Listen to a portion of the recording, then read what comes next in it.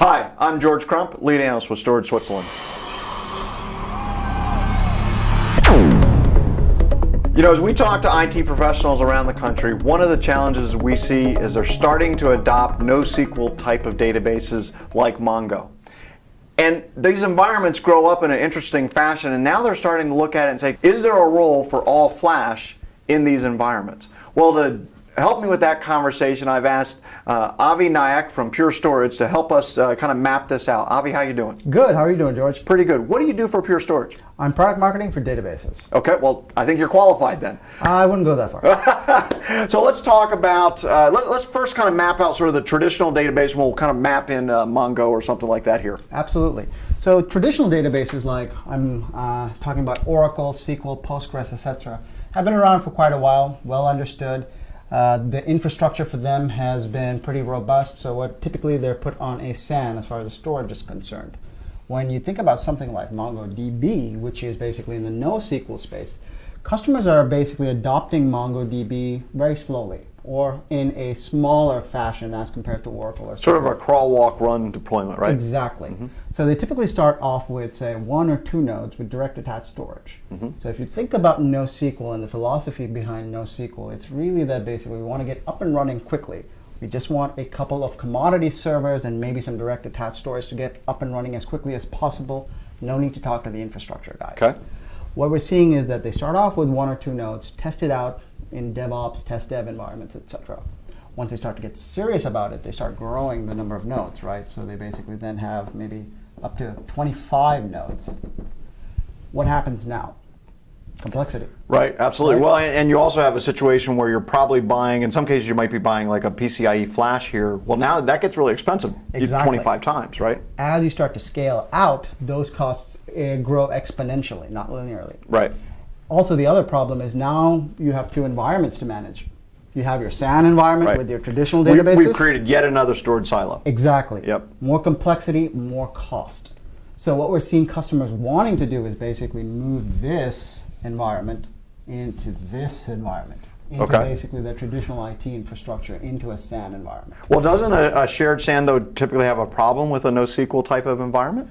So yes, it does, quite simply from a capacity perspective. Oh, okay. So if you look at basically the NoSQL space, it's meant to basically crunch huge amounts of data, right? Right. That can crush the capacity of a SAN. So this is basically why we're seeing customers, our customers, who have traditionally had Oracle SQL on the flash array, also now starting to adopt the NoSQL stuff like MongoDB, CouchDB, etc.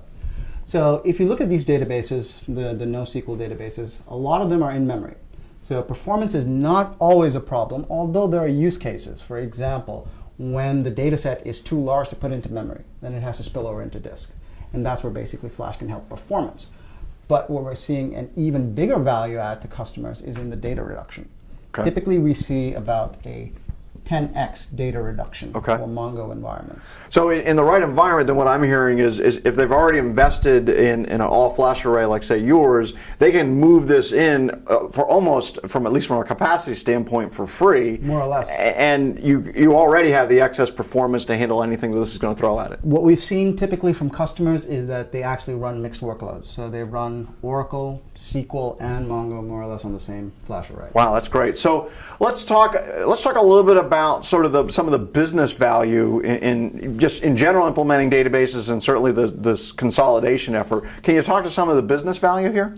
Absolutely. I mean, I really wish I had my database frontline guy, Chaz Dye, the database guy, here to talk about that. That would be helpful. Did somebody call me? Whoa! Chaz is here. Chaz Dye, the database guy. Hey, how you doing, Chaz? Never met him. Nice to see you again, Good to George. see you. Thank you. Avi, you want to let him take it from here? I have no choice. Chaz is much more competent than I. All right.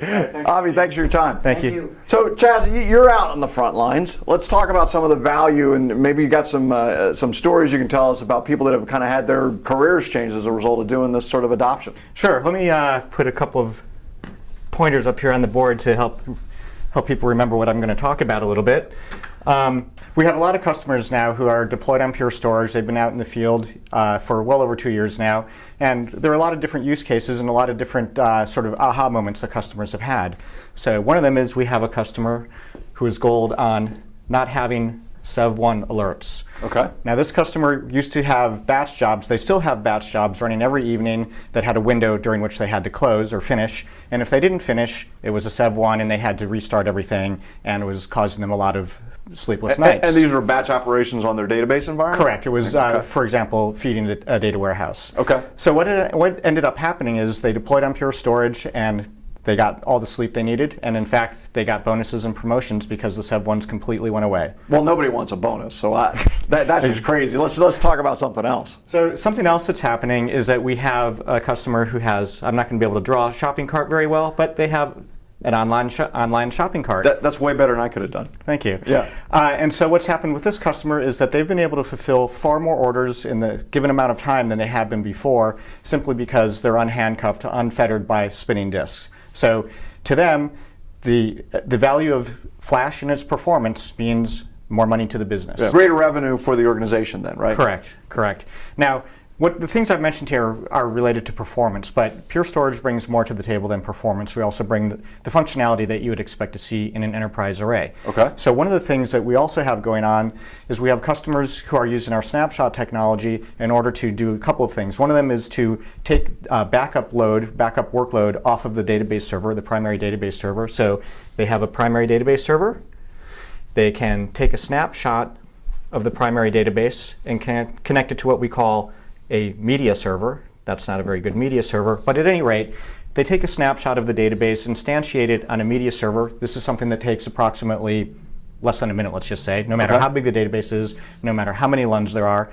And then they can run the backup, their RMAN backup, if it's Oracle, for example, off the media server, freeing this up so that there's no additional load on that database during the backup window. And it might be painfully obvious for most people, just to make sure everybody's on the same page, though, this snapshot requires almost no additional capacity to do, correct? Right.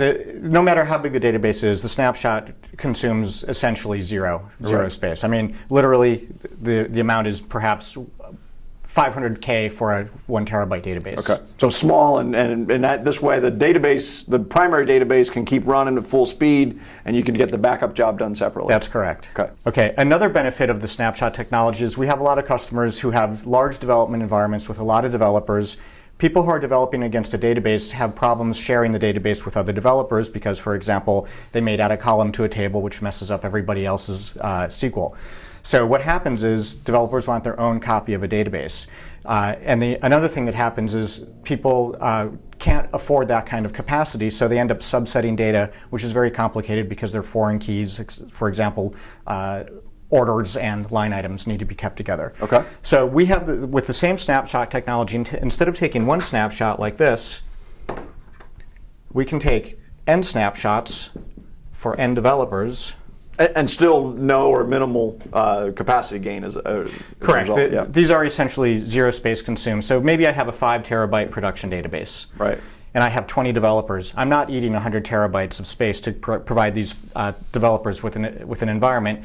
And not only that, but no matter what these guys are doing, or gals, there's no real impact on the performance of the production database. Okay. So this is something where a development environment of multiple terabytes is actually coming very cheaply if you look at it on a cost per terabyte or cost per gigabyte basis. Okay. So I think in summary what I'm hearing is the power of all flash drives up the ability to make more money, essentially more revenue for the company. It allows them to resolve Sev1 issues, and in this case the guy got a bonus, and then also improves data protection but drives down the cost of data protection, and then can also speed development effort because we can deal with the latest copy of data but no additional performance or capacity consumption as a result. Correct. Right? It makes things much simpler. Okay. So not only does it accelerate development, it makes it much simpler to maintain development environments. And needless to say, if a company needs a reporting database or something like that is snapped off of production from time to time, instead of doing it once a month or once a week, they can now do it once an hour, once a minute if they really wanted to. Okay, great. Well, Chaz, thanks for literally jumping on the whiteboard with us. My pleasure. Thank you, George. So what we've learned here is that as you start to consider NoSQL environments like Mongo and things like that, you can roll those into the production environment as long as it's fast enough and has the data efficiency features to be able to take full advantage of that environment. So keep that in mind as you consider these environments. For now, though, I'm George Crump, lead analyst with Storage Switzerland.